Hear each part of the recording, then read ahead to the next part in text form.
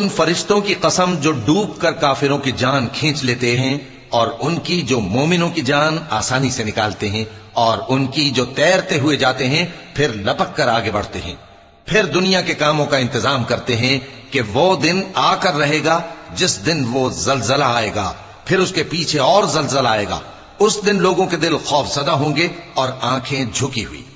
काफिर कहते हैं क्या हम उल्टे पांव फिर लौटेंगे? भला जब हम खोखली हड्डियां हो जाएंगे तो फिर जिंदा किए जाएंगे। कहते हैं कि ये लौटना तो सरासर नुकसान का लौटना होगा। तो बस वो एक डांट होगी, उस वक्त वो सब मैदान हश्र में आ जमा होंगे।